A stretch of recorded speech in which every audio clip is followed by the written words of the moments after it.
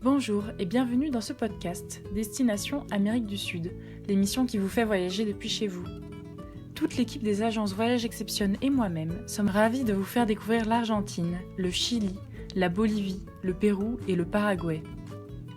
Au travers des 4 rubriques de ce podcast, nous vous donnons un aperçu des merveilles à explorer de ces destinations.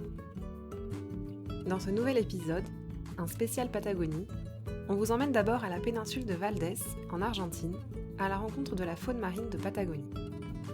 Puis, on s'intéresse avec Margot aux estancias de Patagonie, des exploitations installées depuis des siècles dans cette région, pourtant inhospitalière et dont la culture traditionnelle est incarnée par la figure du gaucho.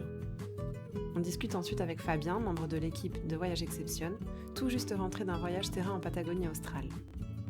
Avec lui, on parlera de cette destination isolée et au climat extrême, pourtant si prisée des voyageurs, et à juste titre. On commence tout de suite avec notre carnet de voyage. Ce mois-ci, on suit Marie-Lys, à Puerto Madryn, sur la côte sud d'Argentine, pour un petit safari animalier spécial faune marine. Au programme, des manchots et autres oiseaux marins, des lions de mer, quelques animaux terrestres quand même, et surtout des cétacés. Bonne écoute! On vous emmène en safari animalier sur la péninsule Valdés. À 1300 km de la capitale argentine, 19 heures de bus, ou bien 2 heures de vol, nous avons plongé dans l'environnement naturel de la péninsule de Valdés, site inscrit au patrimoine mondial de l'UNESCO en 1999. Située dans la province de Chubut, au cœur de la Patagonie atlantique, la péninsule est un véritable concentré de faune et de flore, idéal à visiter durant le printemps argentin.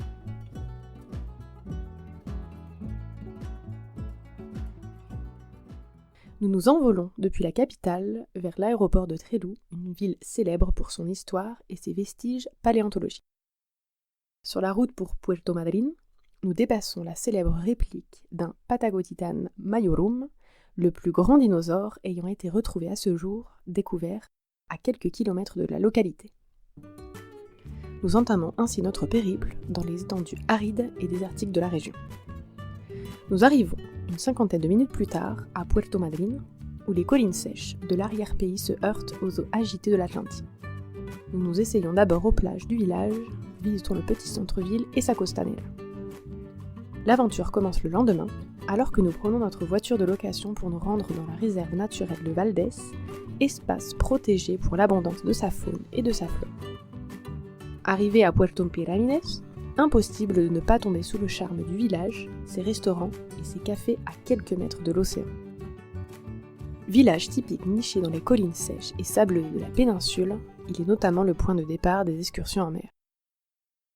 Nous embarquons sur un bateau dans l'espoir de pouvoir apercevoir et admirer les baleines de la péninsule qui, en ce mois de novembre, sont déjà pour la plupart reparties au large.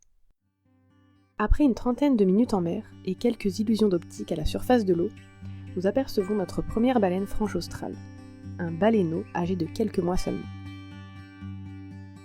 Nous découvrons la présence de sa mère quelques minutes plus tard, remontant progressivement à la surface pour venir nous saluer. Le spécialiste du comportement des baleines à bord nous décrit avec passion la signification des mouvements des 2 animaux marins, visiblement curieux de notre présence et désireux de saluer les passagers. Nous rentrons déjeuner à Puerto Pirámides avec des souvenirs magiques de cette rencontre. Notre immersion à Valdés se poursuit en prenant la route de Caleta et ses escales le long de la côte. Nous sommes accueillis sur les pistes gravillonnées par des troupeaux de guanacos et de chevaux, gardés et protégés par les barrières canadiennes disposées au sol tous les kilomètres. Les plus observatrices d'entre nous aperçoivent des choiquis, nyandous, des renards gris, un tatou et des tinamous élégants.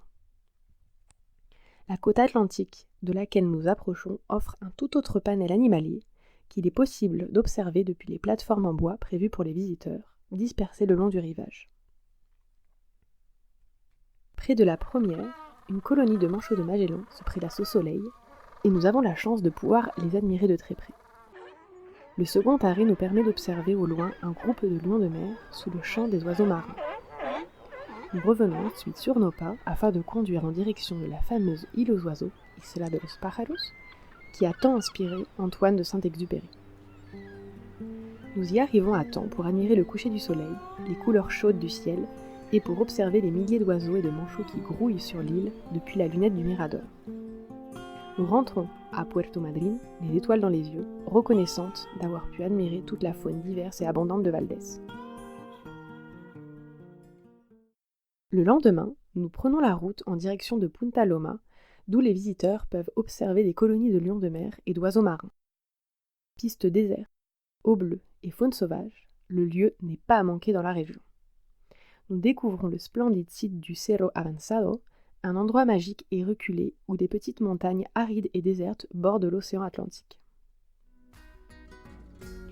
Après cette parenthèse en pleine nature, nous retournons en ville et visitons le musée del Desembarco. Situé au bord de l'océan, il restitue l'histoire de l'arrivée des Gallois dans la province de Chubut en 1865 et leur rôle dans l'édification de Puerto Madryn, Ransom et Gayman, les villes voisines. Nous poursuivons cette journée en partant à la recherche des baleines depuis la super plage d'El Doradillo que nous atteindrons à l'heure de la marée haute. Manque de chance, nous n'apercevons aucune baleine à l'horizon. De retour à Puerto Madryn en fin d'après-midi, nous découvrons l'un de nos lieux coup de cœur de la ville, la Casa de Mate et Churria Artesanal Quimanguenco. La propriétaire y confectionne des churros fourrés au dulce de leche et aux fruits rouges patagons, nous offrant une balade gustative typiquement argentine. Ainsi s'achève cette journée riche en rencontres et découvertes, alors que nous touchons déjà à la fin de notre court séjour. Le voyage se terminera le lendemain avec au programme une dernière visite recommandée par des locaux. Cap vers la ville de Ranson en atteignant la superbe plage Union, d'où il est possible d'apercevoir des dauphins patagoniques et des lions de mer nager au loin. Puis, nous reprenons la route en direction de l'aéroport de Trelew, déjà nostalgique de la belle région de Valdés, sa faune et son histoire.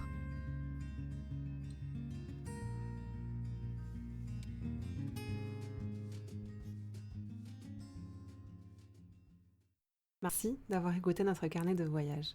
Passons à présent à notre rubrique Nulle part ailleurs.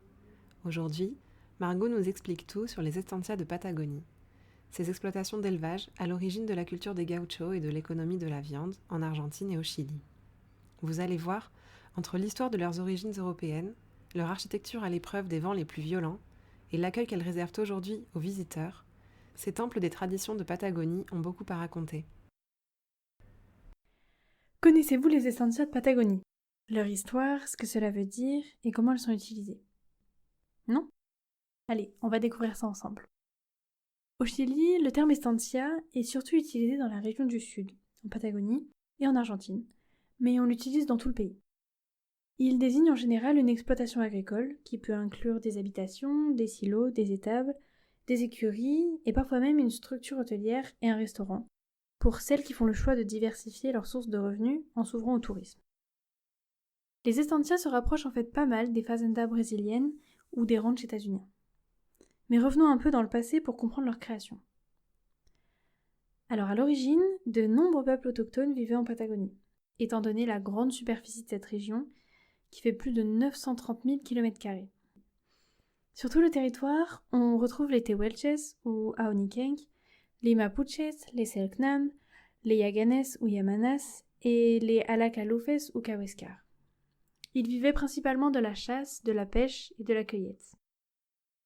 Puis, les Européens découvrent les côtes de l'actuelle Argentine et du Chili en recherchant un passage vers l'océan Pacifique. Fernand de Magellan approche les côtes de la Patagonie en 1520, peu avant de traverser le détroit auquel il laissera son nom. Mais ce pays reste inexploré puisque les conquêtes se focalisent sur le Pérou et le Mexique. À cette époque, la Patagonie n'est qu'une région inconquise et il n'y a alors pas de distinction entre le Chili et l'Argentine. Durant plus de 3 siècles, la colonisation espagnole se développe et les colons s'installent sur le territoire sud-américain. Tout au long des XVIIe et XVIIIe siècles, les Mapuches assimilent peu à peu les peuples indigènes de la Pampa et de Patagonie. Cependant, les Espagnols progressent lentement du côté est de leur territoire. En 1816, l'indépendance définitivement acquise, l'Argentine est un immense territoire peu peuplé. La Patagonie et une partie de la Pampa sont des terres libres où vivent les autochtones, quasiment sans contact avec l'ordre politico-administratif occidental. À partir des années 1820, on observe un essor significatif de l'élevage en Amérique du Sud. Cette période a été marquée par une augmentation de la demande en terre pour répondre aux besoins croissants de l'industrie de l'élevage. En 1881, un traité est signé entre l'Argentine et le Chili pour se partager équitablement la Patagonie et la Terre de Feu, qui change l'histoire pour les Argentins. Vers la fin des années 1800, de nombreux navigateurs et marchands arrivent dans la région avec différentes idées pour le commerce. L'introduction d'un troupeau de moutons sur le territoire austral en est une. Les deux navigateurs Noguera et Menendez sont deux hommes qui jouent un rôle important dans le développement du territoire. Ils fondent la Sociedad Explotadora del Tierra de Fuego et placent ainsi l'activité de l'élevage au premier plan de l'activité économique. Tout s'articule alors autour de l'élevage ovin. On définit même les troupeaux comme l'or blanc. Ces colons créent des estancias d'élevage de vaches et surtout de moutons et s'installent petit à petit sur les territoires et fondent des estancias comme El Tranquilo, Cerro Castillo, Cerro Guido et Torres del Paine. Certaines d'entre elles appartiennent donc à la société d'exploitation Tierra del Fuego, qui joua un rôle considérable dans l'histoire de la Patagonie australe. L'installation progressive et durable des colons européens sur le territoire sud-américain a eu un impact dévastateur sur les populations autochtones, les menant presque à leur extinction. Les estancias représentent la grande diversité des influences architecturales en Argentine, effet de l'immigration et de la colonisation européenne sur le continent. D'influences basques, anglaises, françaises et espagnoles, l'identité architecturale des estancias varie selon les origines des propriétaires et de la période de construction, qui peut se situer du XVIe au XIXe siècle. Dans le cas spécifique des estancias de Patagonie, le matériau largement privilégié est la plaque de tôle ondulée. Les raisons sont multiples. Déjà, c'est un matériau compact et facile à transporter, parfois dans des zones très reculées et une installation nécessitant peu de main-d'œuvre. Destinés aux tâches de l'élevage de centaines voire de milliers de bovins, chevaux et moutons, les estancias comportent naturellement des infrastructures telles que des écuries, des silos, selleries et autres espaces de stockage du matériel de travail. Les chevaux ont d'ailleurs été introduits en Amérique en 1493 lors du second voyage de Christophe Colomb depuis l'Espagne, puis en 1540 par Pedro de Valdivia qui venait du Pérou, puis enfin en 1544 par le père Rodrigo Marmolejo qui fonda le premier élevage de chevaux du pays. Le caballo criollo chileno, donc le cheval chilien, a été beaucoup utilisé pour l'agriculture et le bétail, mais aussi lors des guerres. Transmises de génération en génération, les estancias puisent leurs origines dans les parcelles offertes aux conquistadors européens en récompense pour leur rôle dans l'expansion du royaume d'Espagne. Les propriétaires y vivaient avec leurs familles et les gauchos, ouvriers en charge des travaux ruraux. Progressivement, les gauchos se sédentarisent sur des larges exploitations agricoles, obtiennent leurs propres parcelles, réduisant ainsi l'étendue des premières estancias. C'est tout cet historique qui va permettre la conception d'estancias aux styles architecturaux bien différents. Chaque estancia est unique en son genre et possède sa propre généalogie, ses propres activités agricoles, particularités géographiques, etc. À l'exception des estancias aristocratiques, elles représentent aujourd'hui la vie authentique et rustique des gauchos au cœur de la campagne argentine et chilienne. Elles font d'ailleurs la fierté du tourisme rural argentin. Ce sont donc les gauchos qui ont joué un rôle important dans le développement du bétail dans la culture argentine et chilienne. Le gaucho, ou le huaso au Chili, est un peu le cow-boy de la Patagonie. Il chassait le bétail sauvage, garde les troupeaux, toujours accompagné et assisté de ses chiens qu'il éduque lui-même, et effectue les tâches saisonnières comme la tonte par exemple. Il est connu pour ses compétences en équitation et travaux manuels. Les gauchos avaient pour habitude de faire cuire quelques morceaux de viande une vingtaine de minutes au feu avant de les déguster pour le déjeuner. C'est d'ailleurs d'ici que vient les typiques asados. Aujourd'hui, certaines estancias créées au début des années 1900 se sont transformées en hôtels, mais gardent leur aspect typique de la Patagonie en vous racontant leur histoire et leur savoir-faire, avec les animaux de cette région si spéciale. Certaines mettent un point d'honneur à conserver toute leur authenticité. On peut y séjourner dans les bâtiments historiques, découvrir le travail quotidien des gauchos, effectuer des balades à cheval, déguster un asado typiquement patagon. Tout cela dans le cadre naturel et sauvage des étendues de Patagonie, balayées par le vent, autre grand protagoniste de l'histoire de la région. C'est une belle expérience à vivre une fois dans sa vie. On écoute maintenant notre conversation avec Fabien, membre de l'équipe des agences Voyage Exception, fraîchement revenu d'un voyage terrain en Patagonie. Avec lui, on a parlé de cette région si particulière, de ses paysages et bien sûr de ses points d'intérêt. Il nous raconte ce qu'on peut y faire et y voir, nous parle de ses endroits coup de cœur et nous donne ses conseils pour préparer un voyage en Patagonie. Salut Fabien, comment ça va? Ça va très bien et toi Anaïs? Ça va, merci. Bienvenue, merci d'avoir accepté notre invitation. Merci à toi pour l'invitation.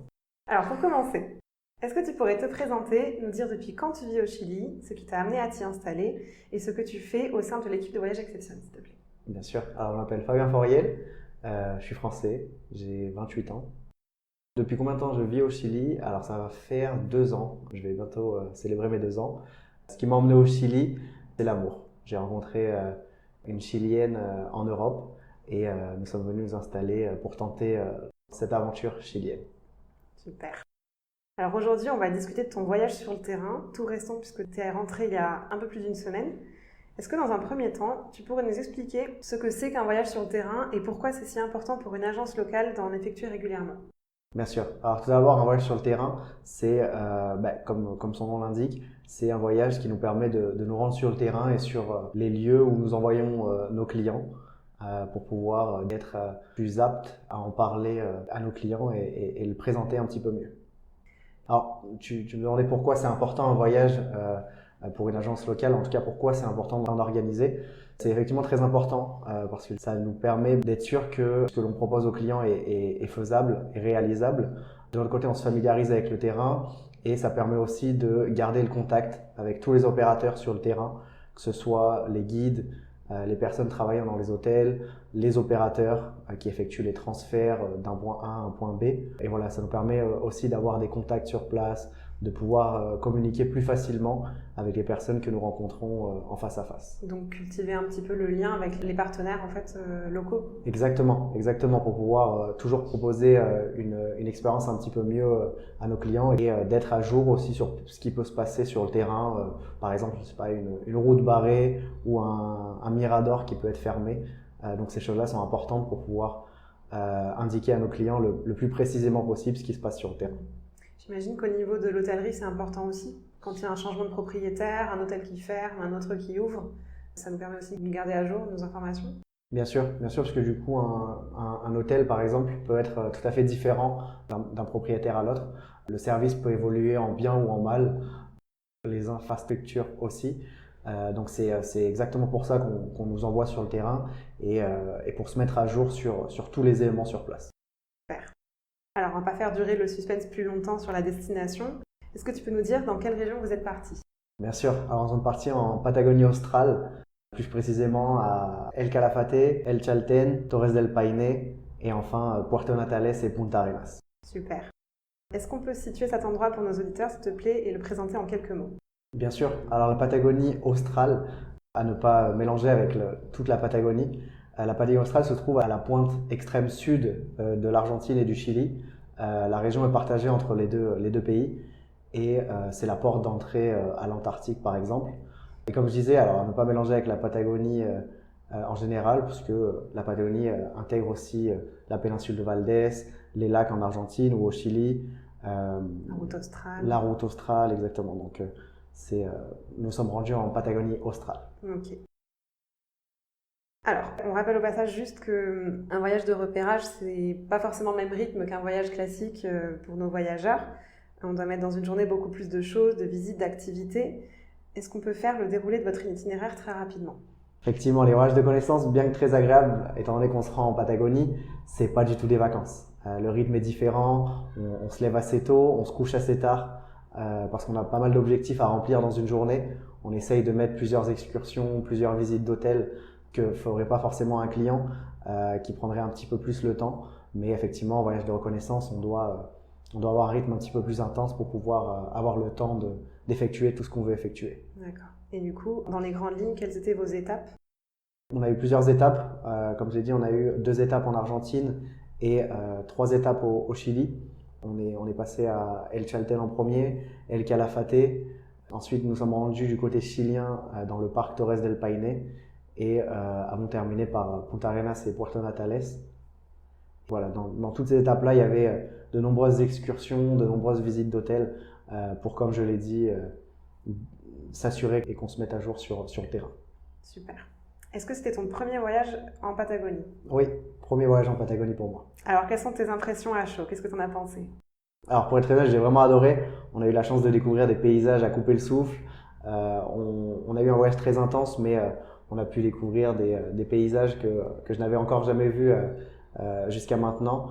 Donc je reviens vraiment de ce voyage avec des étoiles plein les yeux et surtout avec de nombreuses informations pour conseiller mieux nos clients.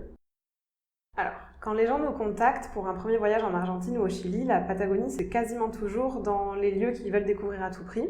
Parfois même, ils ne viennent que pour la Patagonie en combinant la partie argentine et la partie chilienne. À ton avis, qu'est-ce qui attire autant les visiteurs dans cette région? Effectivement, comme tu le dis, la Patagonie exerce vraiment une fascination irrésistible. Tous les voyageurs du monde entier veulent aller en Patagonie et je pense que ce n'est pas difficile à comprendre. Il y a vraiment cette impression de seul au monde, de pureté, de grandeur énorme et des paysages à couper le souffle, incluant des montagnes, des glaciers et des étendues de steppes sauvages. Donc tout cela est vraiment captivant et je pense que c'est ce qui attire les voyageurs. Il y a aussi vraiment cette météo qui peut être à la fois robuste mais surtout mystérieuse. Donc je pense que le voyageur est attiré par le défi de la Patagonie et d'essayer de découvrir cette partie du monde. Alors, est-ce que tu peux nous détailler maintenant les lieux d'intérêt à découvrir et les choses à faire en Patagonie australe, peut-être en commençant par l'Argentine? Bien sûr. Alors, l'Argentine offre une palette d'activités assez grande et passionnante. Alors, nous avons commencé par El Chaltén. Nous sommes arrivés d'abord à l'aéroport d'El Calafate et avons pris la route directement pour ce petit village au pied du mont Fitzroy. Donc, El Chaltén, aussi appelé la capitale du trekking en Patagonie. Alors, El Chaltén, nous avons effectué de nombreuses choses, mais plus particulièrement donc un trekking. Nous sommes allés à la Laguna de los Tres, qui nous a permis de traverser différents paysages au cœur d'une seule randonnée, en passant par une forêt de lenga, un point de vue sur le glacier Viedma, Ouais. et de vastes étendues de steppes tout au long de la marche. Donc vraiment, c'est assez unique comme expérience. Donc d'El Chaltén, pour continuer un peu sur le voyage, nous sommes retournés à El Calafate après être juste arrivés à l'aéroport. Et donc El Calafate, avec son glacier, le Perito Moreno, donc une expérience incontournable quand on se rend dans cette région-là. Et vous vous tenez face à ce géant de glace en mouvement. Et il y a différentes possibilités pour le découvrir. Nous l'avons découvert via les passerelles, mais il est aussi possible de faire une navigation qui vous emmène au plus proche du glacier, qui vous permet d'entendre les blocs de glace se détachant du glacier et qui tombent dans l'eau. Donc encore une fois, une expérience fascinante et unique. Spectaculaire. Il y a encore une autre option, c'est aussi de faire un trekking sur le glacier. Exactement. Il y a aussi l'option de se rendre directement sur le glacier, d'effectuer une marche d'1 heure pour découvrir un autre point de vue du glacier et faire cette expérience, effectivement. Et alors, après le glacier, qu'est-ce que vous avez fait au départ de El Calafate? Alors, depuis El Calafate, on a effectué aussi une navigation, notamment avec l'organisation de l'Estancia Cristina. Cette navigation nous a emmenés au plus proche d'un autre glacier, cette fois-ci le glacier Uppsala. De même que pour le Perito Moreno, nous avons eu un point de vue sur le glacier, un petit peu plus loin cette fois, mais sur la route se trouvaient de nombreux tempanos, comme l'appellent les Argentins, qui sont des icebergs, des boules de glace qui se sont détachées du glacier. Cette croisière nous a emmenés jusqu'à l'Estancia Cristina justement, d'où nous avons pris un 4x4, un véhicule 4x4, jusqu'au mirador du glacier, pour avoir encore une fois une vue imprenable sur ce glacier, sur le Uppsala. Et pour terminer cette expérience, nous sommes descendus en marchant, en trekking, du point de vue du glacier jusqu'au retour à l'Estancia, et en passant par le Cañadón de los Fósiles, donc en découvrant les fossiles marins et en contemplant les marques laissées par l'avancée du glacier qui s'est retiré de cette partie-là. Ok.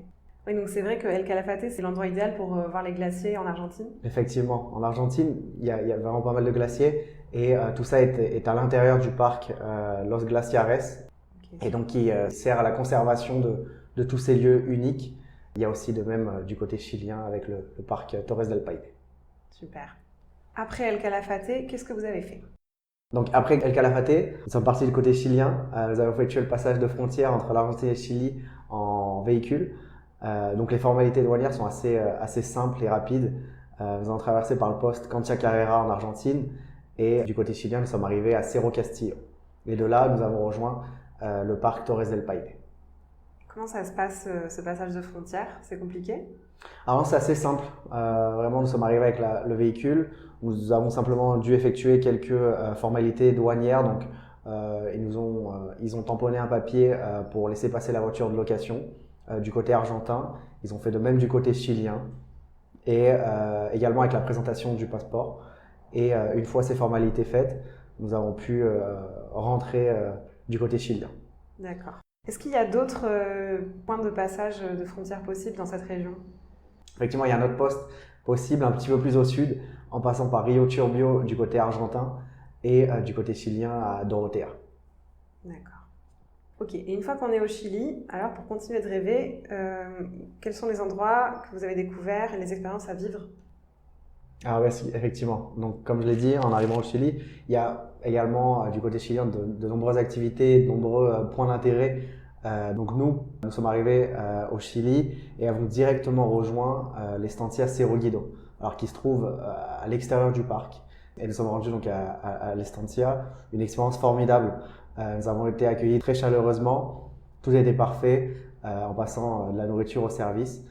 Ce qui nous a permis de vivre une expérience en Estancia, première expérience pour moi et pour le coup une expérience concluante. Et le lendemain, toujours avec l'Estancia, nous avons réalisé une excursion assez intéressante à la découverte des pumas.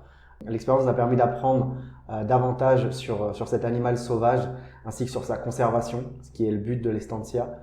Ils ont démarré un projet de conservation en 2019 comme but de protéger les pumas, mais aussi de favoriser une constance avec la culture gaucho et l'élevage si caractéristique et enrichi dans la région de Magallanes.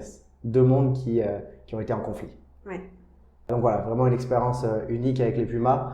On a été accompagné par un tracker, comme il l'appelle, qui nous a vraiment ouvert les yeux et donné de nombreuses informations. Ensuite, il était temps d'enfin se rendre au parc Torres del Paine.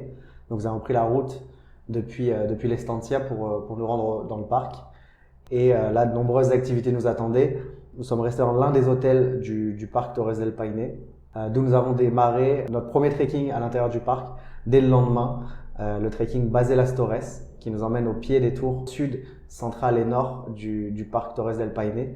Cette randonnée vous fait d'abord longer le Rio Ascendio et vous traversez une forêt de lengas et de coihues qui vous emmène, comme je l'ai dit, au pied des tours. Le fameux Mirador. Le fameux Mirador Base Las Torres. Super. Et ensuite? Ensuite, le jour suivant, nous avons enchaîné avec une navigation, cette fois-ci du côté chilien, la navigation au glaciar Grey. Donc cette navigation vous emmène vraiment au plus proche du glacier. On peut dire que vous êtes au pied du glacier, vous pouvez presque le toucher. Donc une expérience unique et qui vous permet d'en savoir plus un petit peu aussi sur le glacier, qui vous permet de voir les marques du retrait du glacier malheureusement. Ok.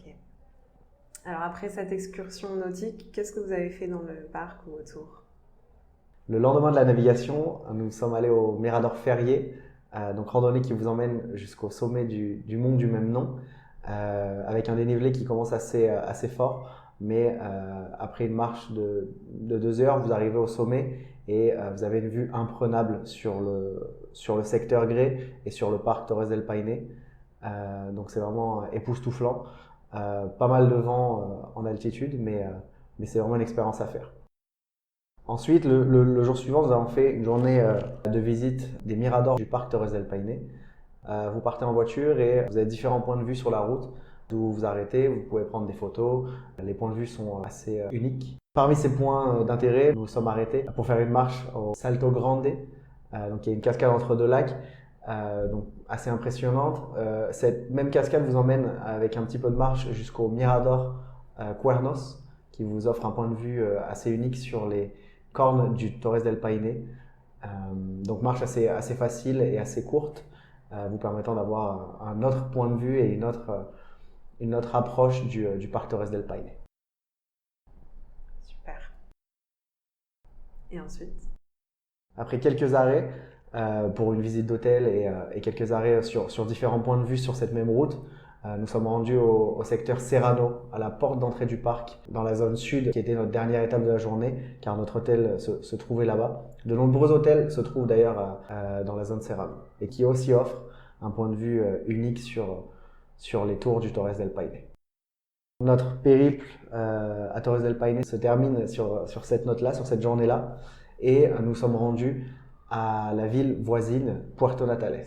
Ville que nous avons utilisée comme étape, effectué quelques visites, et nous sommes rendus ensuite un petit peu plus au sud encore, à Punta Arenas. Punta Arenas est également un lieu d'intérêt majeur où les visiteurs peuvent plonger dans la riche histoire et la culture de la région. Les attractions incluent des musées comme le musée régional de Magallanes, qui retrace l'histoire et l'exploration de la colonisation de la région. D'accord. Alors, vous y êtes allé, vous, en avril, donc à l'automne. Est-ce que c'est une saison que tu recommandes et pourquoi? Tout à fait. Nous sommes allés en avril. C'est une période de l'année qui n'est pas forcément recommandée car c'est la fin de l'été et la météo peut être un petit peu moins favorable.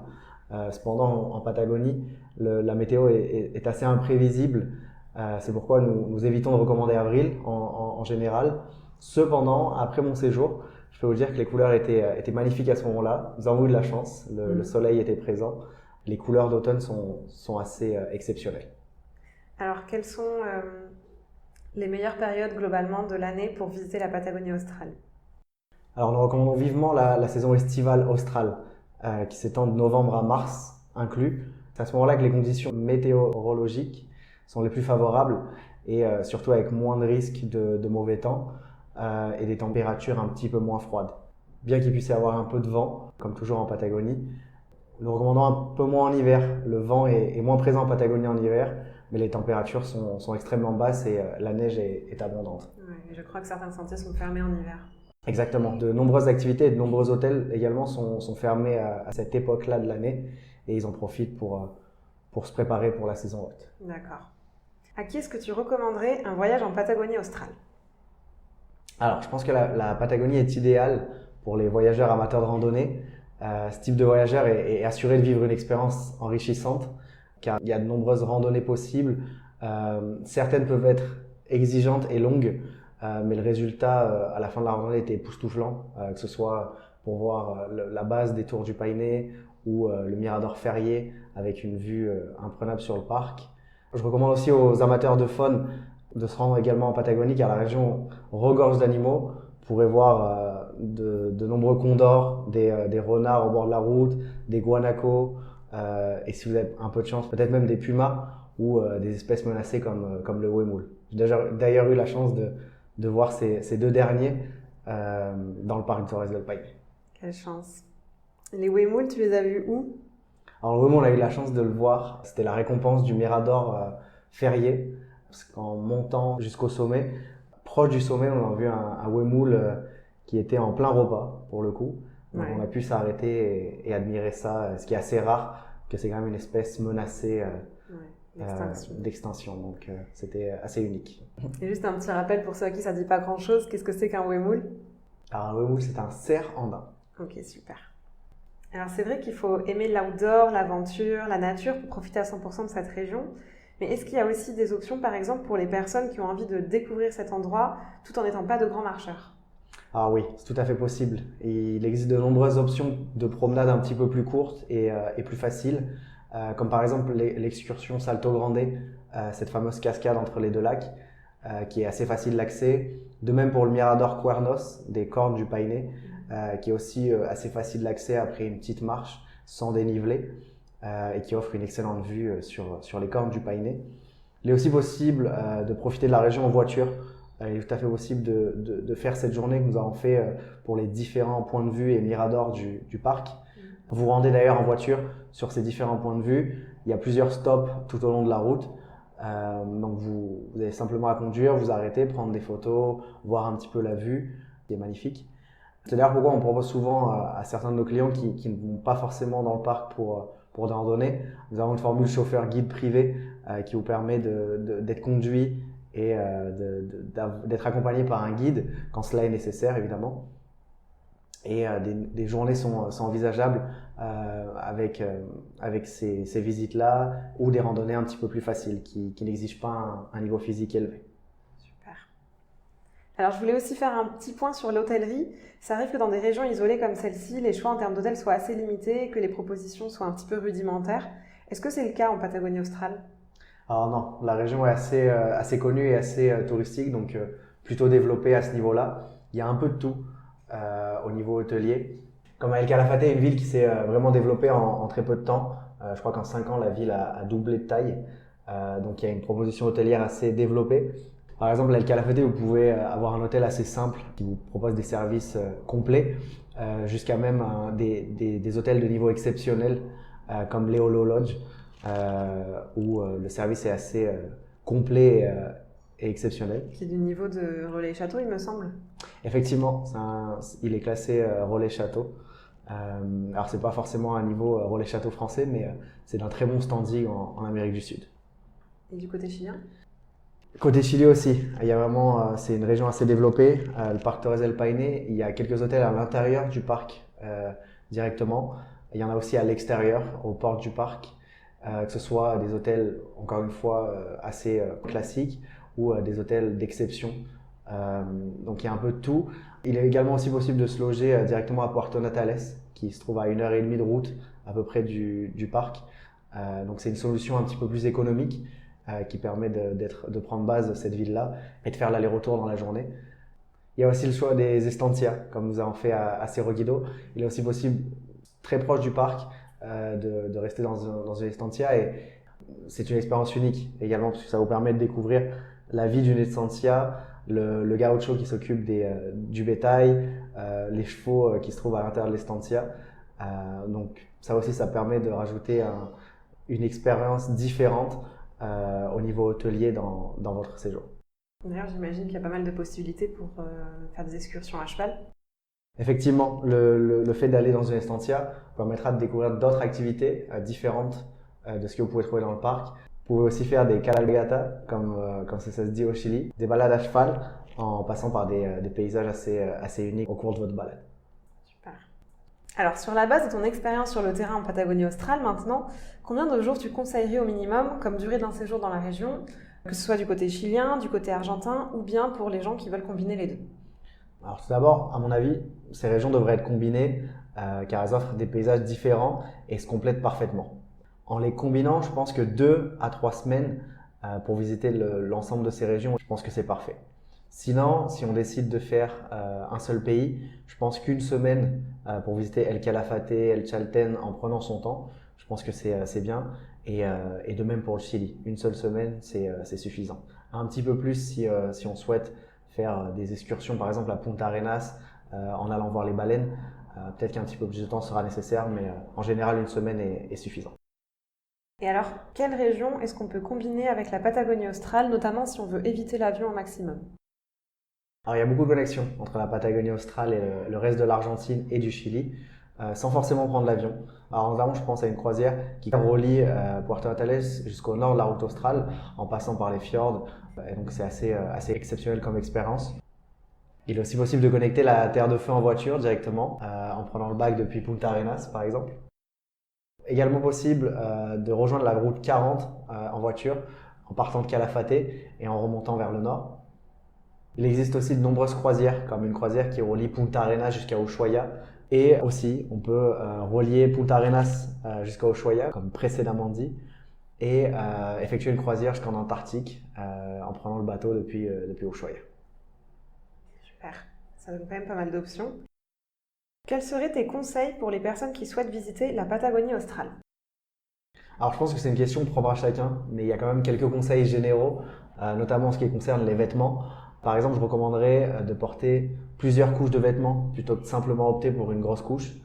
Pourquoi cela? Alors selon mon expérience en trekking, après ce voyage, lors d'une randonnée, je pense qu'il est mieux d'avoir plusieurs couches pour pouvoir en enlever une ou deux même au cours de la marche, pour éviter la transpiration. Ça peut être un gros ennemi lors d'une randonnée, pour ne pas avoir plus froid ou pour pas tomber malade également. Je pense aussi qu'il est important d'avoir de très bonnes chaussures pour les marches, ou même si vous n'allez pas forcément pour faire du trekking, je pense que des bonnes chaussures sont recommandées. Et si possible aussi des bâtons de marche qui peuvent aider lors des marches, des descentes dans les marches pour économiser un petit peu les genoux par exemple. Et aussi, très important, je recommanderais de la crème solaire parce que le soleil peut être fort en Patagonie et même des jours nuageux, il est très important d'avoir la crème solaire. Et également un bon coupe-vent et des vêtements imperméables pour être paré à toute possibilité en Patagonie. Super. Allez, une petite dernière question pour la route. Quel est ton incontournable, l'endroit ou l'expérience que personnellement tu as préféré dans cette région ? Alors pour moi, tout le voyage a été extraordinaire. Mais si je devais mentionner un endroit en particulier, premièrement, en ce qui concerne les hébergements, un souvenir mémorable me vient de l'Estancia Cerro Guido, où toute l'organisation ainsi que l'endroit était parfait. Nous avons pu rencontrer le gaucho, partager un navegado, un vin chaud et sucré autour d'un feu, le restaurant, la nourriture et enfin l'ensemble des guides que nous avons rencontrés à l'Estancia était vraiment excellent et passionné. Ce qui a rendu vraiment l'expérience pour moi parfaite. Et mon moment préféré aussi au niveau excursion, je garde un excellent souvenir de la journée passée à l'Estancia Cristina. Cette journée où on a pu profiter d'une navigation pour observer le glacier. On a eu la montée jusqu'au mirador du glacier Uppsala avec notre guide qui nous a accompagnés lors de la randonnée et qui nous a expliqué tous les éléments importants sur la faune, la flore et au niveau de l'histoire du site. Donc j'en garde aussi un excellent souvenir. Super. Écoute, sur cette belle note, c'est la fin de notre entretien. Un grand merci Fabien d'avoir pris le temps de partager ton expérience de la Patagonie australe avec nous. Ouais, merci à toi, ça me permet de garder mes souvenirs à chaud et ça fait très plaisir. Super, à bientôt. À bientôt. C'est le moment de conclure en culture notre épisode. Et pour approfondir votre découverte de la Patagonie, on a plusieurs propositions pour vous. Un classique d'abord, le récit de voyage de Bruce Chatwin, sobrement intitulé « En Patagonie ». L'auteur y raconte comment, inspiré d'un fragment de peau de brontosaure et d'une carte de Patagonie, il a entrepris un voyage d'exploration dans cette région sauvage. On le trouve au format poche, aux éditions Le Livre de Poche. Un autre récit, pour ceux qui aiment lire en anglais ou en espagnol, celui de William H. Greenwood, Patagonia Wild and Free, ou Patagonia Bravia en espagnol. On y découvre la Patagonie telle que l'ont vue les premiers arrivants européens à la fin du XIXe siècle, c'est-à-dire habitée par le peuple Tehuelche et par nombre de créatures sauvages. C'est en réalité le récit des tout premiers gauchos qui ont vécu en Patagonie, affrontant ce monde inhospitalier et sauvage, mais dont la beauté et la brutalité a séduit ces cavaliers à l'âme solitaire. Malheureusement, ce récit n'est pour le moment pas disponible en version française. Et pour ceux qui préfèrent l'image à 1000 mots, quelques documentaires.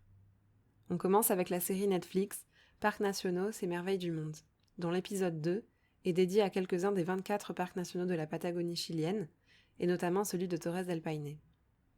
Narré par Barack Obama, cet épisode de 52 minutes aux images impressionnantes de qualité a même été nominé aux Emmy Awards en 2022 pour sa photographie. Un autre documentaire du programme Échappée belle, diffusé sur France 5 en 2019, intitulé Patagonie, le grand spectacle de la nature. Cet épisode d'1h30 suit un itinéraire original à la découverte de la région sous tous ses angles. Au programme, la mythique route 40, la gastronomie régionale, des glaciers, des femmes qui font du rodéo. Que ce soit au Chili ou en Argentine, on y rencontre plusieurs personnes natives de Patagonie ou bien qui l'ont choisi comme leur lieu de vie. Il est disponible sur YouTube. Et un dernier pour la route, celui-ci est tout récent, il s'agit de Ultima Patagonia, un documentaire d'une durée de 1h30.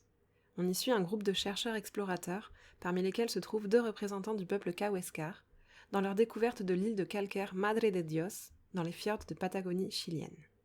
Ce film est d'ores et déjà en accès libre sur la plateforme de replay d'Arte, et ce jusqu'au 18 juin 2024. Comme d'habitude, on vous met tous les liens de ces recommandations dans la description de cet épisode. On espère qu'ils vous plairont. N'hésitez pas à nous dire ce que vous en aurez pensé sur la page Spotify de cet épisode, dans un avis sur Apple Podcast, ou bien sur Instagram ou Facebook. À très vite! Merci d'avoir écouté cet épisode de Destination Amérique du Sud, le podcast produit par les agences Voyage Exception. Si nous vous avons donné le goût du voyage, n'hésitez pas à faire un tour sur nos sites internet, dont le lien se trouve en description. Il regorge d'informations sur ces destinations fascinantes. Pour nous soutenir et faire connaître le podcast à d'autres voyageurs, vous pouvez lui mettre 5 étoiles sur Spotify ou Apple Podcasts. Pour suivre nos aventures et nos actualités, 2 possibilités. Vous pouvez nous suivre sur Instagram et Facebook grâce au lien en description et vous abonner à notre newsletter mensuelle depuis nos sites internet.